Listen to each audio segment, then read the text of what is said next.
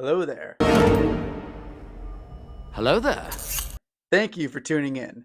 My name is Sean, and in today's episode, we are going to be interviewing Alex. He's one of the partners at the firm, and in today's episode, we are covering an overview of business insurance. So, if you're a business owner, especially if you're a contractor or in the trades, there's going to be a lot of useful information in this video, so I hope you enjoy. Well, Al, thanks for joining me, talking about the wonderful world of insurance. Thanks Today, for having me, Sean. of course, in your office. Yeah, good place to be. So today we're going to do like liability coverages for business, essentially. To the average contractor out there who doesn't know much about their insurance, why it's important, just the general. So someone who's just starting their business or who just views insurance as like a necessary evil, like an expense, why should they view insurance differently, and why is it important to someone who's just trying to like make a living? Yeah, that's a good question. And the fact is that when you're starting up a business, insurance is a cost that, unless you anticipate what this cost is going to be, it's always a surprise. What? Um, but it typically starts with a general liability type policy, what they call a slip and fall policy.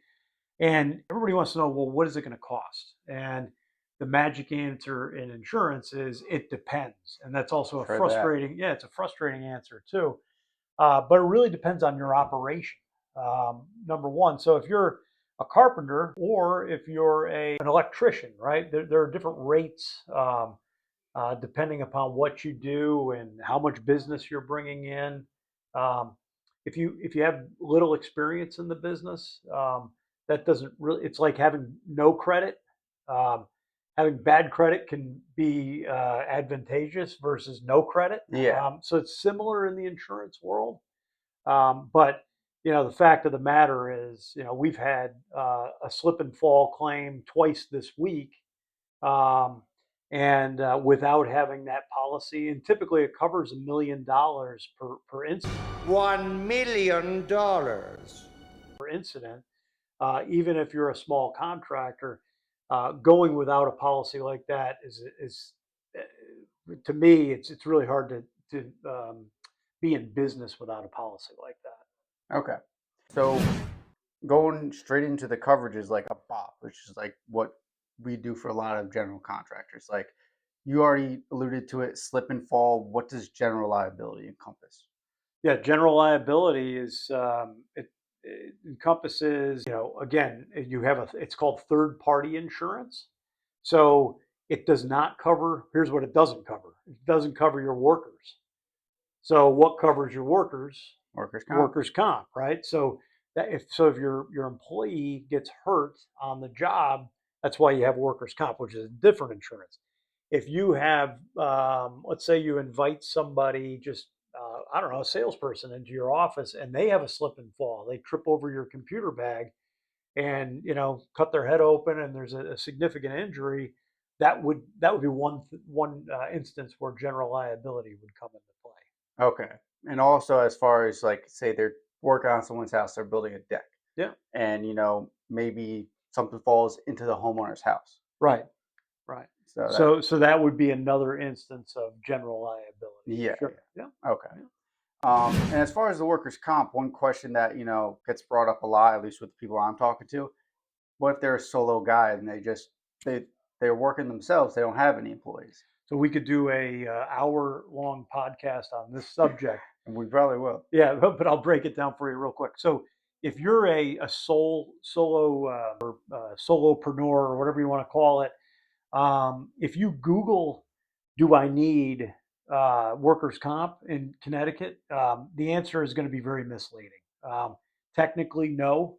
However, to get on a job site, people are going to require you to have a certificate of insurance, typically. Yeah. And if you bring labor with you, if you bring somebody with you, and you're not and that person gets hurt, let's say it's an apprentice or an assistant, then what? Who covers that? And let's say you're working at somebody's home doing a job, and that person you brought onto the work site got hurt, and they're not insured. Who do you think that person is going to sue?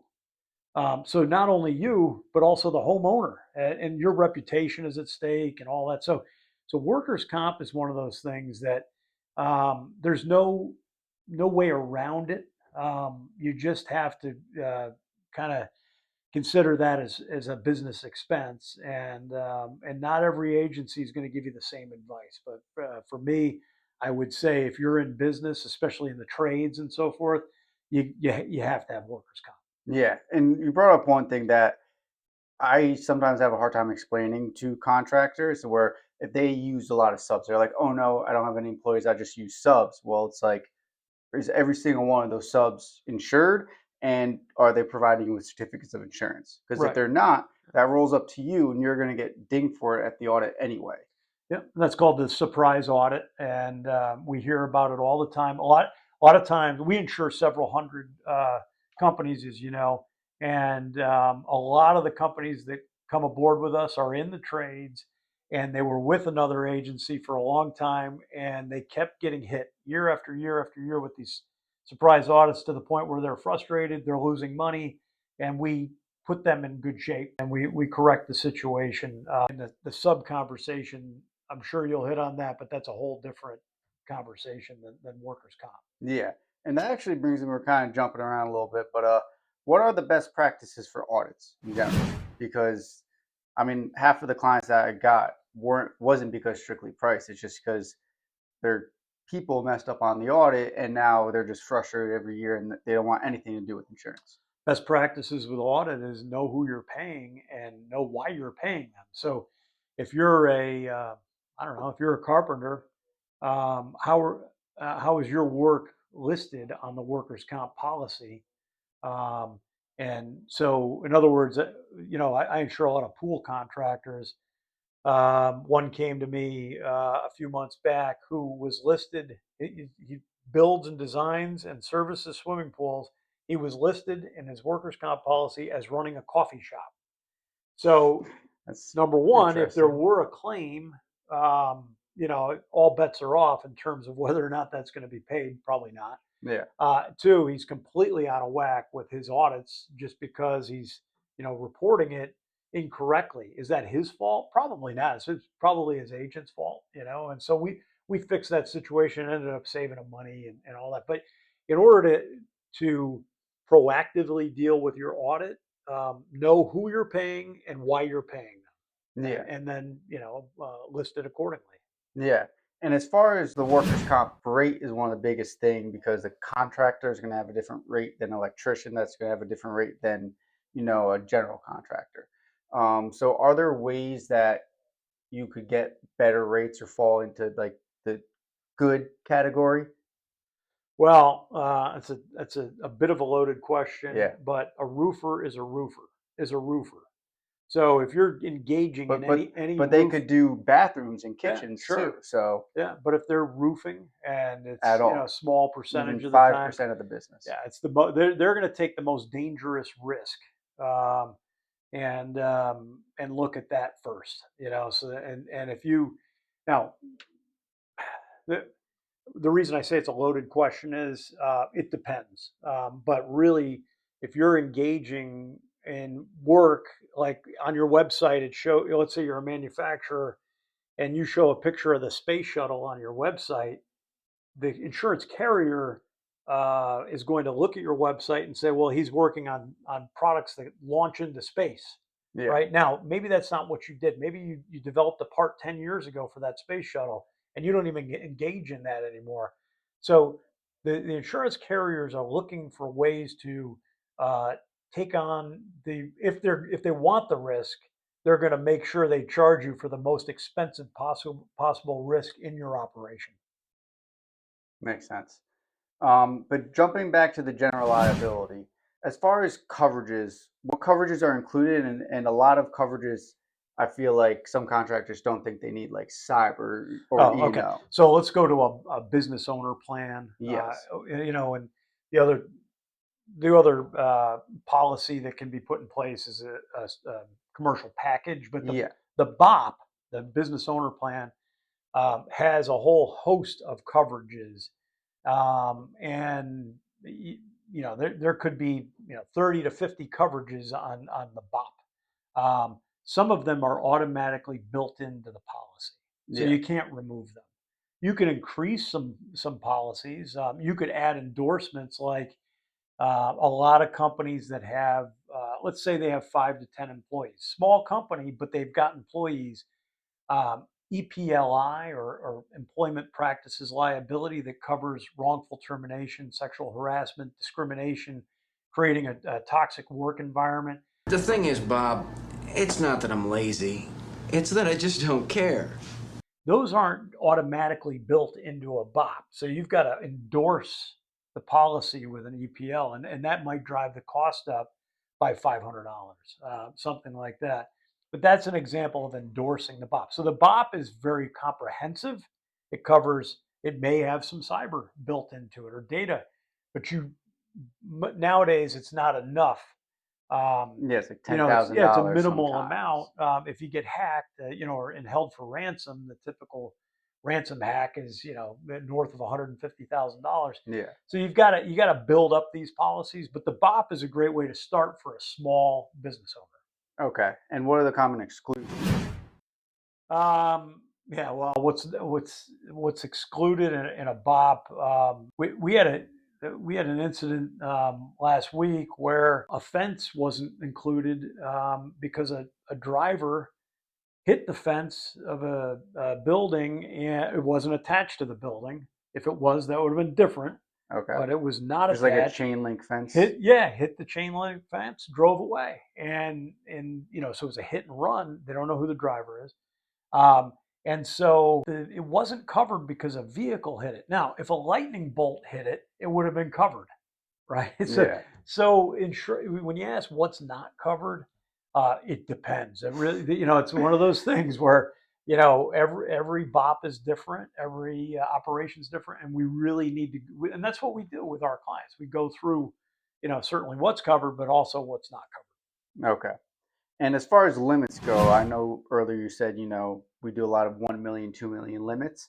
How do you go about recommending limits and when is it time to start upping that limit? Uh, Big question. So, if you're an existing business and you have existing insurance, the first thing we do is look at your existing policy. In fact, without that, we won't move forward. And that's really important because you may have 2 million limits with a $4 million aggregate or a $3 million aggregate on your GL. We're not in the business of moving you to a lower limit without at least having that discussion with you. So it's really important that we see what's in place right now. So we'll do an apples to apples comparison of all of your plans, but in terms of determining whether or not you need more insurance, Yeah. sometimes it's contract driven. Whoever you're working for says you're not stepping foot on my property.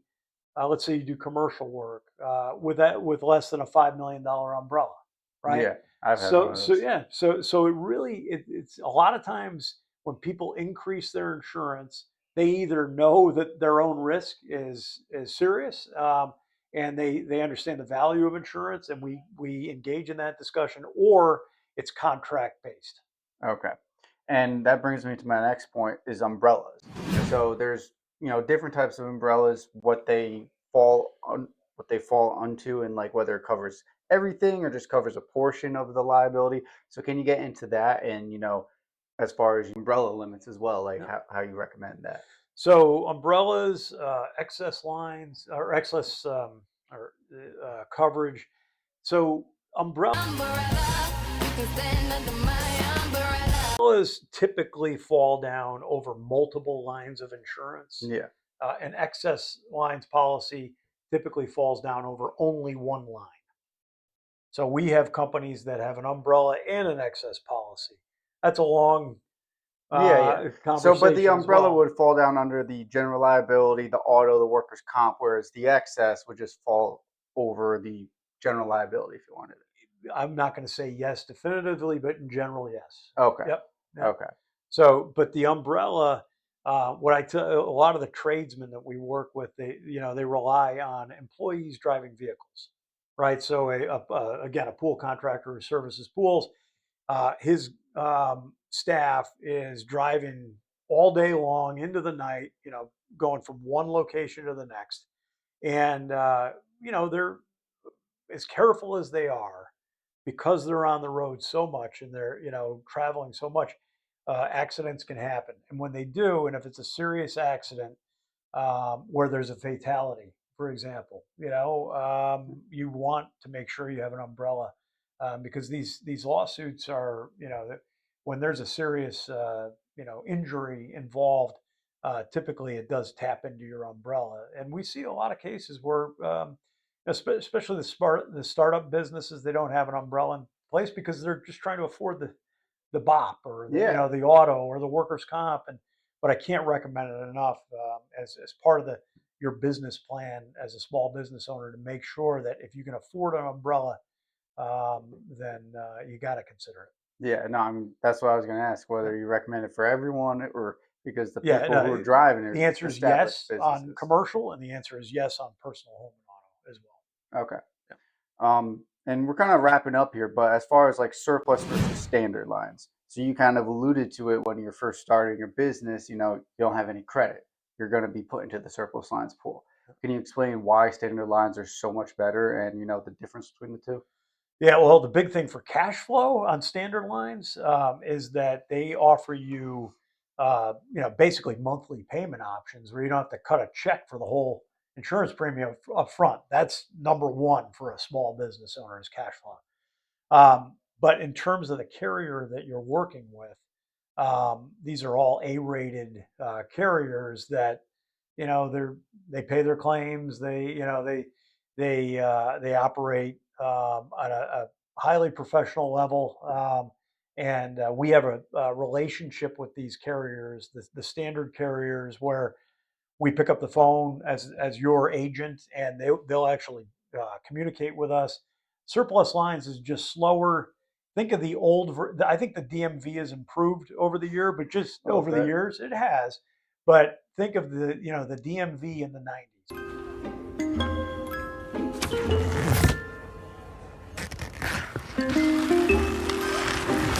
Everything was just slow, and everything was kind of not designed for, a friendly consumer experience. Having a standard lines carrier is much more, designed for a much more pleasant experience. There's no pleasant experience in paying for insurance. The costs continue to go up, and there are a lot of reasons for that. But you want to make sure, if you are paying that money, that you have a standard carrier. In the beginning, you might not have one, but you want to graduate to that. Yeah. So how do you get on a standard carrier? Yeah. Either if you're just starting your business, Yeah. or say you had a couple bad years and then they put you onto surplus lines. How do you go about getting back on a Yeah. standard? So we had a HVAC owner come into our office today, and I asked him, okay, what year did you establish your business? And he says, well, it's about 3 years ago. Okay. How long have you been doing the work that you're doing today? He goes, oh, all my life, 25 years. So we might be able to argue that case, based on no claims, based on his history, based on the fact he's going into his third full year. Yeah. We might be able to get him, and it's very likely we can, bring him into a standard carrier. And there are a few more factors than that, but they're looking at a history. They're looking at, your operation. Certainly, every operation is different. Some lines of business will never leave, the surplus Yeah, like lines. the roofers. Roofers, right? I Yeah. mean, there are programs out there, but there are certain industries that, the carriers just don't, have that interest in insuring. Yeah, yeah. But like, say you just had a bad couple of years, you had like two claims in the past 3 years. Is there anything that you could do as a part of your operations to help, or is that just time that eventually it's going to take 5 years to get back on the standard? Again, loaded question in that, and it's a good question, but depends on what the claims were. Was it a workers' comp? Was it general liability? Was it auto? I mean, it's, so was it a combination of all those things? But risk mitigation is something that, you hear that terminology. I don't think we learned any of this stuff in high school or even college, but mitigating risk. understand risk? How do you spot risk? How do you avoid risk? You know, monitoring your own risk. And a simple way to do that on commercial auto is to have a meeting, especially if you've got the staff driving your vehicles, having a monthly safety meeting, just saying, hey, no, you remember our no cell phone policy? While you're driving, you're not to pick up the phone. Everything's Bluetooth. Pre-program your GPS before you leave the site. Just those reminders go a long way. No drugs, no alcohol.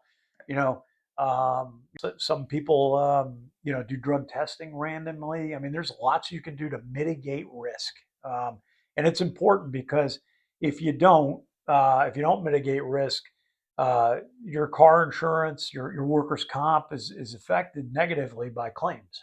Yeah. Okay, well, that's all I had for today. Do you have any final thoughts for anyone watching this video that's, in business? Yeah.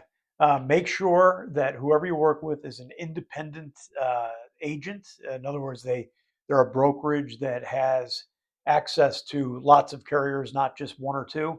And that way they can shop out the policies for you on an annual basis.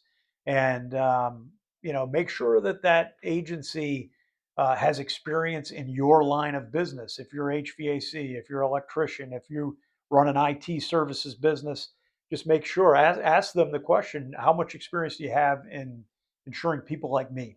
But that's about it, Sean. All right. Well, hey, thanks for taking the time today. Thanks. Good work. All right. That concludes today's episode. Number one, if you stayed this long, thank you for watching. I hope you found this information very useful for you and your businesses. And let me know what you want to hear about next. I mean, we're going to do deeper dives into a lot of these topics, whether it be general liability, workers' comp, professional liability. So let me know what you want to hear about. And yeah, thank you. If you want to support the channel, comment, like, subscribe. See you next time.